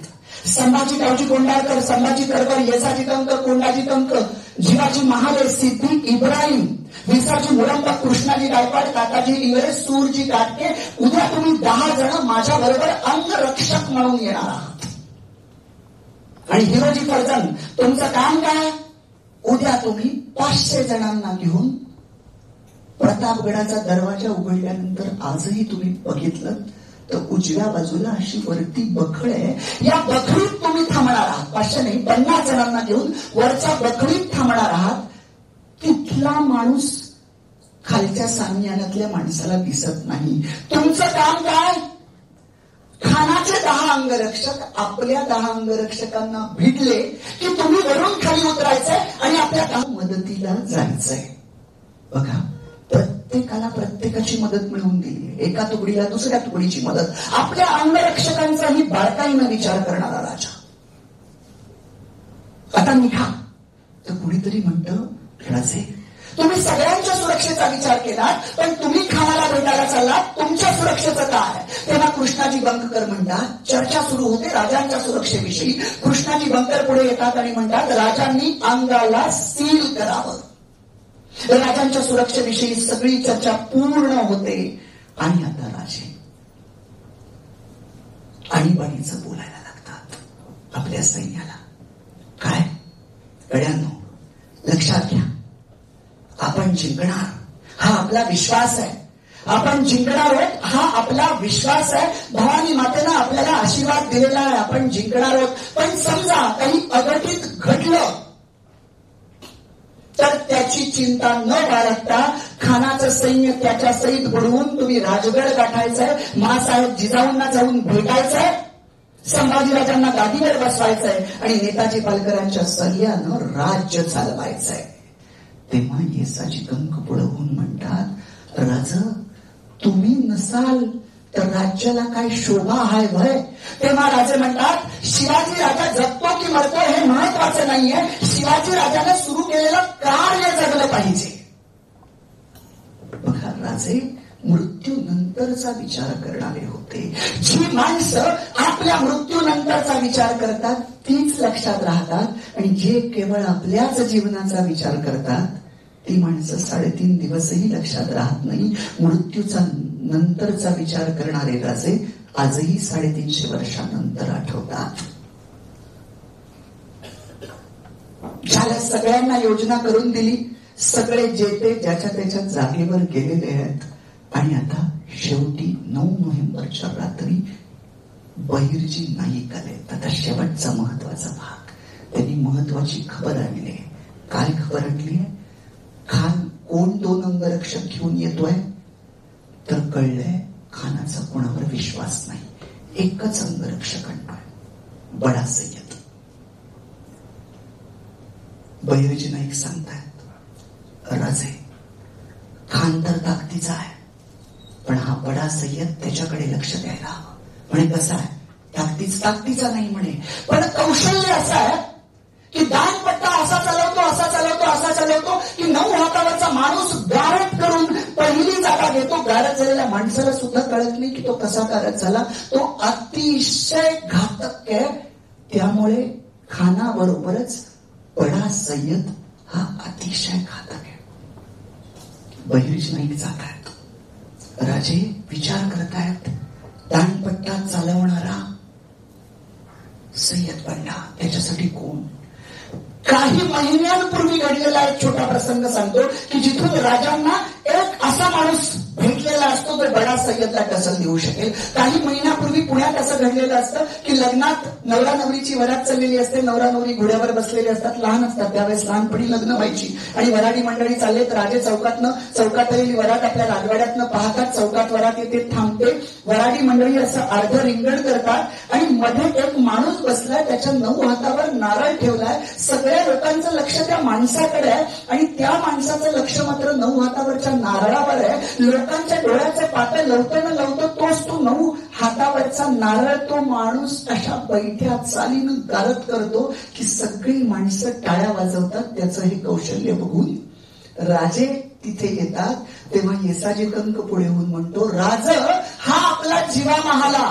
पुण्यातली लग्नाची एक बी वरात जीवाच्या कौशल्याशिवाय पुढे जात नाही. जीवाची आणि राजांची पहिली भेट आहे बरं का. राजे जीवाच्या खांद्यावर हात ठेवतात आणि म्हणतात, जीवा तुझ्याकडे कसलं नामी कौशल्य आहे, जगामध्ये असं कौशल्य कुणाकडे नसेल. जीवा भोळा भावडा तुमच्या माझ्यासारखा असता तर छाती पुढे काढून बसला असता. जीवा म्हणतो, पण राजा तुम्हाला खरं सांगू का, मला ना तेवढंच येतं बघा, दुसरं काही बी येत नाही. तेव्हा राजा म्हणतात, तर माणसाला एखादीच गोष्ट अशी यावी ना की जगात तिला तोड नसावी. आजपासून तू आमचा, मला खात्री आहे एक ना एक दिवस तुझ्याकडून असं काम घडेल की जग तुझं नाव काढेल. त्याला स्वराज्यात घेतलेलं असतं. राजांच्या पारखी नजरेनं त्याला पारखलंय बघा. नेतृत्वाचे गुण काय, माणूस पारखायचा आहे आणि योग्य वेळी त्याची निवड करायची, योग्य वेळी त्याला ठेवायचंय. हा प्रसंग आधी काही महिन्यांपूर्वी घडला आहे आणि रात्री राजे विचार करतात, 9 हातावरचा माणूस गारट करणाऱ्या सय्यद बंडाला टसल द्यायला कोण? राजांना आठवतो लग्नाच्या वरातीमध्ये 9 हातावरचा नारळ गारट करणारा जीवा महाले. तसं राजे जीवा महालेला आणि संभाजी कावजी कोंडाळकरांना बोलून घेतात. संभाजी कावजींना सांगतात, उद्या तुम्ही शामियानाच्या बाहेर दोघं राहणार आहात. संभाजी तुझं लक्ष माझ्यावर आणि खानावर, आणि जीवा महाले तुमचं लक्ष फक्त बडा सय्यदवर, बाकी कुठेच नाही. जीवाला एक कात्री देखील आणायला सांगतात. किती बारकाईनं विचार आहे बघा. आणि स्वतःची वाढलेली दाढी अशी कमी करायला सांगतात की भेटीच्या वेळेस जी हातात येणार नाही. आपण राजांना दाढीत पाहतो, पण त्या ठिकाणी इतकं बारीक नियोजन केलंय. आणि बस आता रात्री राजे बुरुजावर येतात, समोर बघतात, पलोत्यांच्या संख्येनं खानाची छावणी किती प्रचंड आहे हे कळतंय. पण राजांच्या छातीवर तडपण येत नाही, कारण राजांची छाती, त्या छातीमध्ये, त्या हृदयात स्वराज्यासाठी प्रेम आहे, संस्कृतीसाठी प्रेम आहे, इथल्या माणसावरचं प्रेम आहे. म्हणून ती छाती 56 इंची होती. शांत राजे श्रीमंत योग्यासारखं झोपी जातात, कारण राजे अध्यात्म जगत होते. राजांना माहिती होतं जे काही चांगलं घडत आहे ते त्याच्या इच्छेनं, आणि जरी मनाविरुद्ध काही घडलं ते देखील त्याच्या इच्छेनं. ही भावना ज्यांच्यामध्ये असते त्यांना झोपण्यासाठी झोपेच्या गोळ्या घ्याव्या लागत नाहीत. ती कायम स्थितप्रज्ञ असलेलीच माणसं असतात. राजे शांत झोपी जातात. सकाळी उठतात. 10 नोव्हेंबरचं असलेली सकाळ आहे. अगदी आता थोडक्यात आवडतो बरं का, अगदी थोडक्यात शेवटाकडे येतोय. 10 नोव्हेंबरची सकाळ आहे. तुम्ही घड्याळाकडे बघूच नका, म्हणजे तुम्हाला प्रश्न पडणार नाही किती वाजले. आता आपण खानाला मारल्याशिवाय घड्याळाकडे बघायचंच नाही. 10 नोव्हेंबरची सकाळ आहे. केदारेश्वराच्या मंदिरात जाऊन राजांनी देवाचं दर्शन घेतलेलं आहे. सूर्योदयाचा तिथे सूर्याचा नमस्कार करताना सांगितलंय की 400 वर्षाचा हा अंधार मिटवून टाकण्यासाठी स्वराज्याचा दिवा लावतोय. पण आता हा दैत्य आलाय दिवा विझवण्यासाठी. सूर्यदेवा ऊर्जा दे, बुद्धीला तेज दे. येताना नुसतं त्यांचं मॉर्निंग वॉक नाही, तोपजींनाही काही सूचना केल्या. आणि आता राजे खाली आलेत. आता वेश करतायत. अंगामध्ये चिलखत घातलंय, त्याच्यावरती जरीचा कुडता आहे, त्यावर अंगरखा आहे, डोक्याला जिरेटोप, त्यावर मंदिला तुरा खोवलाय, कमरेला शेला बांधलाय, डाव्या हाताच्या अस्तनीमध्ये बिचवा लपवलाय आणि वाघनख अशी आतमध्ये मोठी आढळून येत ना की वरती अंगठ्या दिसतात, आतमध्ये वाघनख जी काम करणारी माणसं असतात ती कशी पडद्या पाठीमागे असतात तशी वाघनख आतमध्ये लपलेली आहेत. उजव्या हाती तलवार घेतलीये, राजे सज्ज झालेत, आत्मविश्वास चेहऱ्यावर आहे आणि पंताजी काकांना सांगितलंय खानाला घेऊन या, फक्त एकच काम करा, 10च्या अटी तो पाळतोय की नाही यावर बारकाईनं लक्ष ठेवा. पंताजी काका पारला गेलेत, खान पालखीत बसलाय, निघालाय, सोबत 1500 सैन्य घेतलंय. काकांना दिसलंय, काका काहीच बोलले नाहीत, त्याला येऊ देतात. खाड्याच्या खोंडात आल्यावर चमकून मागं बघतात आणि म्हणतात, खान साहेब, इतकं सैन्य बघितलं तर प्रतापगडाचा दरवाजा उघडून खाली आलेले राजे तुम्हाला घाबरून परत जातील, भेट होणार नाही. तुम्ही म्हणाल दिसलं होतं सैन्य, मग तिकडच का बोललं नाही? नीती बघा कशी आहे, युद्ध नीती. वाईमध्ये अर्ध सैन्य ठेवलं, अर्ध पार जवळ आलं, त्यातलेही 1500 तोडले, खाड्याच्या खोंडात आणले. एकजुटीचं बळ असतं ना, बाजूला केलंय. 1500 खाड्याच्या खोंडात आणले. कशासाठी? आमचे जे कान्होजी, जिने काका, अण्णाजी दत्तो, बांधल, पासरकर, श्रींकर ज्या खोंडात लपलेले आहेत त्यांना आणि ती घशात शिकार आणून सोडली. जास्त तापच नको कुठे, समोरच आणून सोडले. आणि खान त्या 1500 सैन्यांना थांबवतो आणि खान निघतोय, पालखीतून बसून शामियान्यात येतोय आणि शामियान्यामध्ये असलेली ती सगळ्या सोन्याच्या झालरी, मोत्यांच्या झालरी, चंद्राई कळस, ही सगळी संपत्ती बघून पंताजी काकांना विचारतोय, शिवाजी राजाकडे इतकी संपत्ती आहे, काका आमचे सभ्य लबाड. पंताजी काका म्हणतात, चिंताच करू नका, पादशाहीचा माल पादशाहीकडे जाईल. मनातून म्हणतात, वाढ बघ. आणि झालं. ठरलेल्या वेळेला हे जीप वरती गडावर गेला, प्रतापगडावर. राजे तयार आहेत, राजांना आमंत्रण गेलंय की खाली यायचंय. आणि आता राजांच्या समोर आहेत माणकोजी 10 तोंडे, की ज्या माणकोजींनी राजांना वय वर्ष 6 असल्यापासून पाहिलंय, अंगाखांद्यावर खेळवलंय. जे राजे माणकोजी 10 तोंडेंच्या पाठीवर घोडा म्हणून खेळत होते, असे माणकोजी. आणि समोर राजे नमस्कार करतात तेव्हा माणकोजींच्या डोळ्यात अश्रू येतात. म्हाताऱ्याची मान वयामुळे लटपटत नाहीत. त्यांना माहिती आहे ज्याचा पिता कर्नाटकात आहे, बंगळूरला आहे, आणि ज्याची माता राजगडावर आहे, आणि हे पोरग दैत्याला भेटायला चाललंय, त्या धास्तीनं, त्या काळजीनं माणकोजींची मान अशी लटलट कापायला लागली आहे. राजे नमस्कार करतात आणि काकांना म्हणतात, काका आम्ही जिंकू असा आमचा विश्वास आहे, भवानी मातेचा आशीर्वाद आहे, पण जर काही अडचणीत घडलं तरी सुद्धा धैर्य खचू द्यायचं नाही. जिजाऊंच्या सल्ल्यानं, संभाजीराजांना गाडीच्या मार्गदर्शनानं राज्य चालवायचं. तेव्हा माणकोजी बोलते झाले, अरे पोरा, असं अघटित बोलू नको. सोनं लुटून ये राजा, सोनं लुटून ये, सोनं लुटून ये राजा, सोनं लुटून ये. या माणकोजीचा आशीर्वाद तुझ्या पाठीशी आहे, मला खात्री आहे की तू सोनं लुटून येशील. झाले. राजे पालखीत बसलेत, प्रतापगडाचा पहिला दरवाजा उघडलेला आहे आणि आता राजे पुढे चाललेत. वाटेमध्ये सेवक ठेवलेले आहेत. कुठपर्यंत? ते 10 अंगरक्षक ते तिकडे अटीनुसार. पण हे सेवक प्रतापगडाच्या दरवाजापासून शामियानाच्या थोडं अलीकडे, कोण विडा द्यायला आहे, कोणी पाणी द्यायला आहे, कोणी जोडे उचलायला आहे. हे दिसतात सेवक, पण आतमध्ये शस्त्रधारी सैनिक आहेत. कशासाठी? खानाला मारल्यानंतर चुकून जर त्याचं सैन्य वरती आलं असेल तर राजांना झेडपले सुरक्षेनं प्रतापगडाच्या दरवाजापर्यंत आणलं जाईल. त्यासाठीची ही त्या काळात केलेली झेडपले सुरक्षा. राजे अर्ध्यावर गेलेत, वेळ दुपारची आहे. दुपारचीच का निवडली आहे? सूर्य डोक्यावर आहे. खालून खानानं वरती बघून शिवाजी राजा उतरतोय. शिवाजी राजा आहे तरी कसा असं बघावं असं जरी मनात आणलं तरी सूर्य डोक्यावर असल्यामुळे दिसणार नाही की राजे कसे आहेत. आणि राजांनी वरून ठरवलं तर शामियानातून आर पार जाणारी सूर्यकिरण अख्खा खान दिसतोय तो कसा आहे. मध्यावर आल्यावर पुन्हा राजे थांबलेत. पंताजी काकांना बोलवून घेतलंय आणि सांगितलंय, सय्यद बंडाला तेवढं बाजूला करा. आणि शामियानात आतमध्ये शामियाना उभा करताना काय केलं होतं माहितीये का? पूर्व पश्चिम 30 फूट लांब आणि दक्षिणोत्तर 33 फूट लांब असा उंची देऊन चौथा पण उभा केला होता. आता पंताजी काका परत गेलेत. खानाला सांगतायत, आमचे राजे तुम्हाला घाबरतायत, भीतायत. आता काय? नाही, तुम्हाला तर घाबरतायतच, पण सय्यद बंडाला पण घाबरतायत. राजा म्हणतायत तर सय्यद बंडाला शामियान्याच्या बाहेर घ्या, नाहीतर मी चाललो परत. खान विचार करतो की काय ऐकलं होतं शिवाजी राजाबद्दल, आणि हा तर एकदम साधा सुधाच निघालाय. इतक्या अहंकारानं खान त्या सय्यद बंडाला तोंडानी पण नाही, नुसता असा करतो. सय्यद बंडा बाहेर जातो. आता चौथऱ्यावर एकटा खान आहे बर का, एकटा खान. विचार करा, 35,000 सेनेच्या सेनापतीला त्याच्या मृत्यूच्या ठिकाणी एकट्याला आणून सोडणं ही राजांची बुद्धिमत्ता.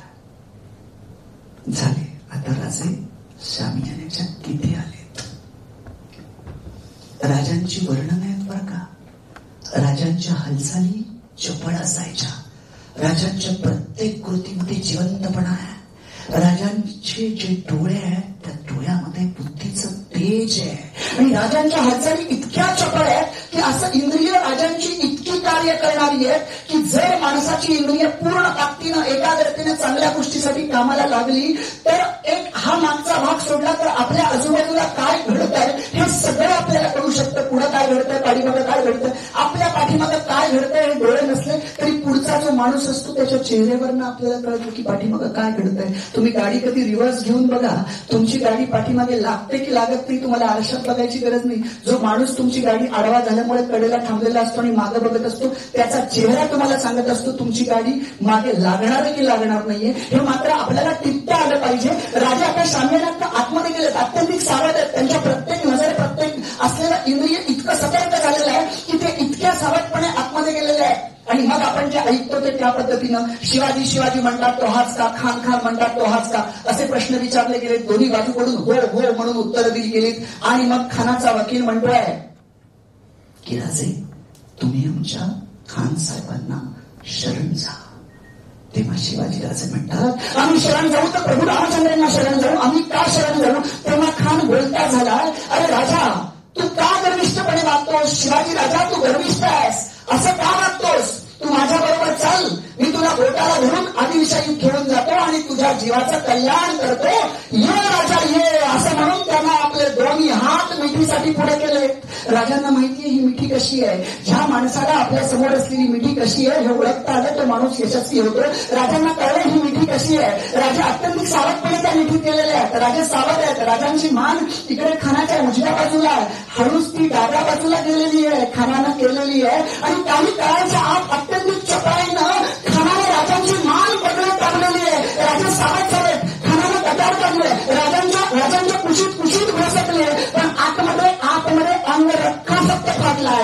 आतमध्ये असलेलं चिलखत की त्या चिलखतीवरनं ती कटार आहे ती फक्त कानावर वाजून बाजूला झालेली आहे. त्याला परत वाढ करण्याचा प्रयत्न केला पण तसंच झालेलं आहे. राजे आता सावध झालेत. वादनका त्यांनी काढलीच आणि खाना त्या पोटावर असा हल्ला केला की एका बाजूला वादनका दुसऱ्या बाजूला कटार, त्याचा कोथळाच बाहेर आलाय. खानाची पकड जशी सही झाली तसं राजांनी स्वतःला बाजूला करून घेतलाय आणि खान ओरडतोय गदा गदा गदा गदा गदा, या शत्रूनं गदा केला, या शत्रूला ताबडतोब ठार करा. असं म्हणत असताना कृष्णा भास्कर कुलकर्णी पुढे आलेला. राजे त्याला सांगतात ब्रह्महत्या पाप आहे, आम्ही तुझ्यावर वार करणार नाही.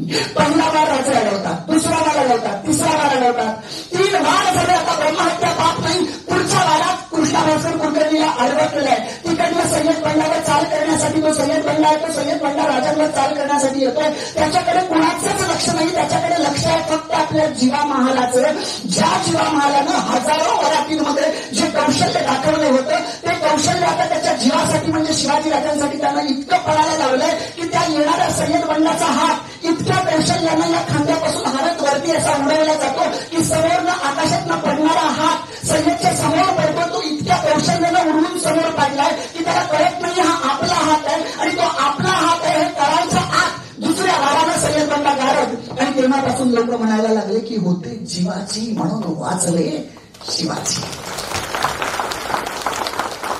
तिकडे कोतवाल सांभाळत सांभाळत खान पळतोय तो आपल्या पालखीत जाऊन बसला. घोड्यांनी पालखी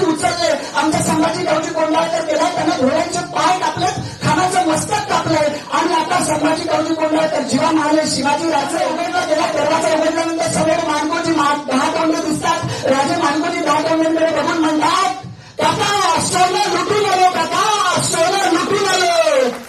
आणि मानकोजींना कडकडून राजांनी मिठी मारलेली आहे. पण राजांना चिंता आहे की जावळीच्या खोऱ्यात काय चाललंय. ती मिठी बाजूला करून राजे बुरजावर आलेले आहेत. जेव्हा शस्त्र चालवायला सुरुवात केली तेव्हाच शिंग कुठ्यानं शिंग वाजवलेलं होतं. तोफांना बत्ती मिळाली होती. आणि राजे बघतात की समोरच्या जावळीच्या खोऱ्यामध्ये चंपाष्टीचा दिवस आहे, खंडोबाचा उत्सव आहे. आणि या दिवशी जावळीच्या खोऱ्यात खंडोबाचा भंडारा उधळला जातोय.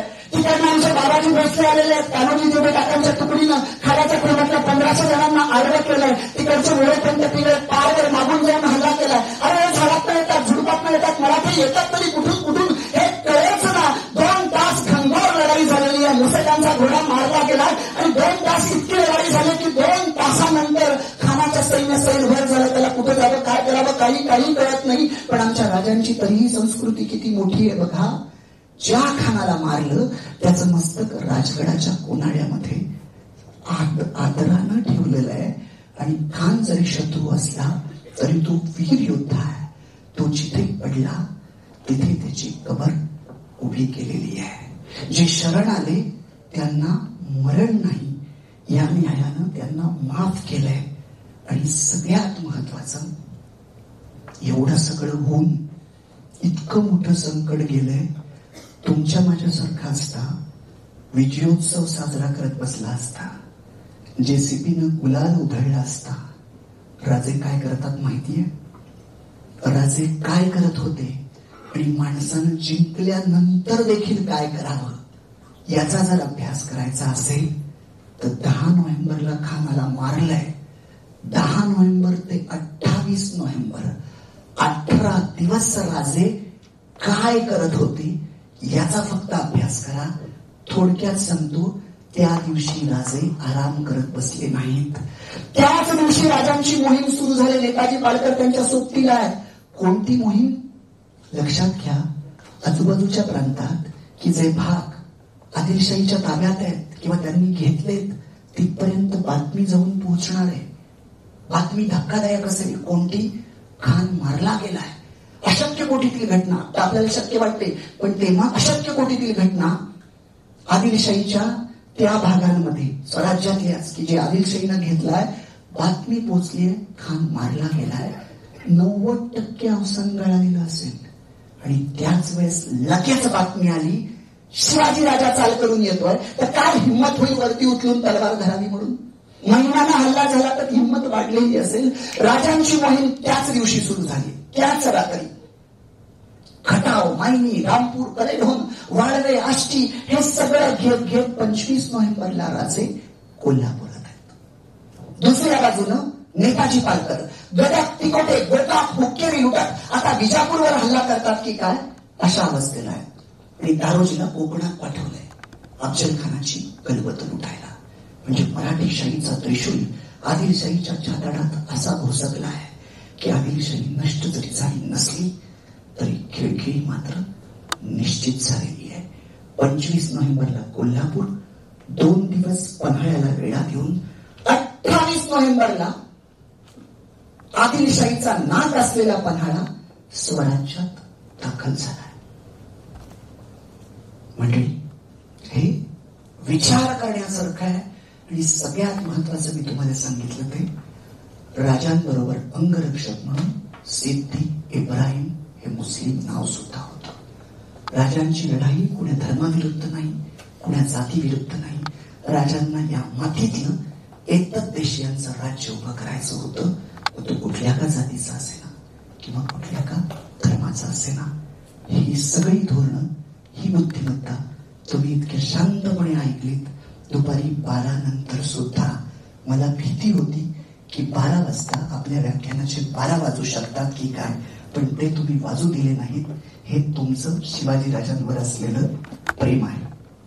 मंडळी, मला आज मनोज रानडे सरांनी मराठी तिथीप्रमाणे असलेल्या शिवराज्याभिषेकाच्या दिवशी तुमच्या समोर प्रतापगड पर्वावर बोलायला मिळतंय हे मी माझं भाग्य समजतो. खरं तर 6 तारखेलाच आपल्याला हे व्याख्यान घ्यायचं होतं, पण मी बुलढाणा, धाराशिव अशा सगळ्या दौऱ्यावर होतो. पण आज मला तुमच्या समोर हे बोलता आलं त्याबद्दल मी मनोज रानडे सर आणि त्यांची तुमची सगळी टीम याला धन्यवाद देतो. मी जसं नेहमी म्हणतो की जी माणसं मला आमंत्रित करतात मी त्या माणसांविषयीच अनेकांकडून त्या माणसांविषयीची माहिती काढतो आणि मला सांगायला असा आनंद वाटतो की तुम्हाला एक उत्तम CEO लाभलेले आहेत की जे हे वाक्य माझी लिटमस टेस्ट पण होती, कारण मी हे वाक्य उच्चारल्या टाळी सुरू झाली. ही उत्स्फूर्त टाळी आहे. ही लिटमस टेस्ट असते की तुमची टाळी किती वेळानं सुरू होते, ती होते की होत नाही आणि ती कशी असते यावरनं पुढचा माणूस बोलतोय ते खरं आहे का खोटं आहे हे कळत असतं. आणि मला माहितीये ही टाळी अशी पडणार होती कारण इतके उत्तम CEO लाभणं, सगळ्यांना समजून घेणारे, सांभाळून घेणारे, मोठ्या पदावर असताना सुद्धा स्वतःकडे कमीपणा घेणं हे मनाच्या मोठेपणाचं लक्षण असतं. स्वतःकडे कमीपणा घेणं हेच खरं मोठेपण असतं. आणि असे उत्तम CEO तुम्हाला लाभलेत की ज्यांना असं वाटलं राज्याभिषेकाच्या दिवशी शिवरायांवरचं काहीतरी छान तुम्हाला ऐकवावं आणि त्यांच्या मागणीमुळे मला तुमच्या समोर येता आलं. यातलं तुम्हाला जर जे काही आवडलं असेल ते त्यांनी बोलावलंय हे श्रेय त्यांचं आहे. त्यामुळे एकदा जोरदार आपण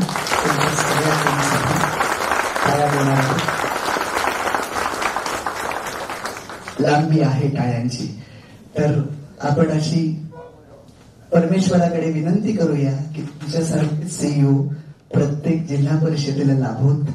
आणि ज्यावेळेस मी त्यांचं कौतुक करतोय त्याचा दुसरा भाग असा आहे की त्यांचं कौतुक, शिवाजी राजांचं कौतुक हे येसाजी, नेताजी, तानाजी, बाजी, रामजी हे कसं काम करतात यावर अवलंबून असतं. येसाजी चुकले तर त्याचा दोष नुसता येसाजींकडे जात नसतो, ते शिवाजी राजांचे शिलेदार चुकलेत असा दोष जात असतो.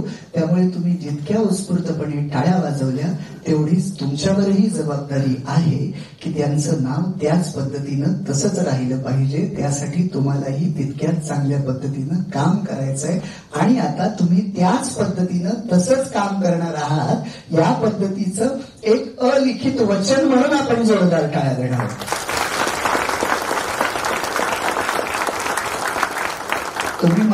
तुम्ही मनात म्हणाल ही शिवाजी राजांची स्ट्रॅटेजी सांगताना 2 टाळ्यांमध्ये आम्हाला गुंतवलंय, पण टाळ्या ऊर्जा देत असतात आणि आपल्याला काम करायला प्रेरणा देत असतात. पुन्हा एकदा मी रानडे सर, इजाज सर, सगळी तुमची टीम, या सगळ्या टीमचं मनापासून आभार मानतो. खरं वेळ कमी आहे. जर इतिहासावर कोणाला चर्चा करायची असेल तर माझा मोबाईल नंबर आहे 9822 650 280. अगदी लक्षात राहील 9822 तर सोपा आहे, पुढचा 650 280. किंवा युट्यूबवर तुम्ही प्रशांत देशमुख व्याख्यान सर्च केलं तर माझी वेगवेगळ्या विषयांवरची व्याख्यानं येतील. आणि आवर्जून मी तुम्हाला म्हणेल माझं जय शिवराय नावाचं पुस्तक आहे. त्याच्यामध्ये प्रतापगडचं युद्ध नाही, 55 प्रकरण आहेत. आणि वेगळं काय त्याच्यात, शिवचरित्र तर आपण ऐकतो, पण मी त्याच्यामध्ये शिवाजी राजांच्या आयुष्यातली प्रत्येक प्रकरणात त्यांच्या आयुष्यातली एखादी घटना की जी कदाचित आपल्याला माहित नसेल, इतिहासातली ती घटना आणि आत्ता आम्हाला काय शिकता येईल त्यापासून, असं इतिहास आणि वर्तमान असं ते एकत्र केलेली 55 प्रकरणं आहेत. डॉक्टर जयसिंगराव पवार सरांना आवडल्यानंतर त्यांचंही पत्र आलं होतं, तेही त्याच्यात ऍड केलंय. तर माझं तर म्हणणं आहे तुम्ही तर ते वाचाच, पण बऱ्याच ठिकाणी त्यातलं एक प्रकरण आपल्या घरातल्या तरुण मुलाला, मुलीला आवर्जून वाचायला द्या. 5 मिनिटात ते प्रकरण वाचून होतं. साधारणतः 55 प्रकरण म्हणजे 2 महिने. ते जय शिवराय आणि गुड मॉर्निंग की आपला व्यक्तिमत्व विकास कसा व्हावा, दोन्ही पुस्तकं चांगली आहेत. मला वाटतं इथे बाहेर आपण टेबल कुठे इथे दिलाय का? इथेच ना, समोर ना? हा, इथून तुम्ही बाहेर पडला की आमचा मनीष या शिवकार्यामध्ये मला मदत करतोय, आवर्जून तुम्ही ते वाचा. फक्त एकच विनंती आहे, एक वाचण्याची एक पद्धत फक्त सांगतो, कारण ते जिरावं म्हणून. काही लोक काय करतात, व्याख्यान आवडलेलं असतं, घरी नेतात व काहीतरी पैसे खर्च केलेत, म्हणून एखादी सुट्टी मिळाली की एका दमात सगळं वाचून काढतात. पण इथं महिला वर्ग आहे, त्यांना माहिती असेल लोणचं मुरावं लागतं. तसं हे मुरावं असं वाटत असेल तर एकच प्रकरण वाचायचं शिवरायांचं, आणि दिवसभर आपल्याला जेव्हा केव्हा वेळ मिळतो आपण बिन नकारात्मक विचार काहीतरी करत असतो, त्यावेळा शिवाजी राजांचा गुणांचा विचार करून माझ्या जीवनात हे कसं आणता येईल याचा विचार करायचा. मग आपल्याला ती अशी सवय लागते की एखादा कठीण प्रसंग समोर आला की आपण असा विचार करतो, शिवाजी महाराज जर इथं असते तर त्यांनी कसा मार्ग काढला असता, अशी आपल्या मेंदूला सवय होऊन जाते. असं रोज झोपताना किंवा बाहेर पडताना एक प्रकरण, दोन्ही पुस्तकं तुमची 4 महिन्यात वाचून पूर्ण होतील. काही जण हे लग्नाला, वाढदिवसाला, कुठे भेट द्यायलाही वापरतात. तुम्ही आवर्जून बघून घ्या, ती छान आहेत, त्यावर नंबर आहे. मला आवर्जून तुमची प्रतिक्रिया कळवा कसं वाटतंय. आणि आता खूप वेळ झालाय, रानडे सरांच्या परवानगीनं थांबतो. धन्यवाद.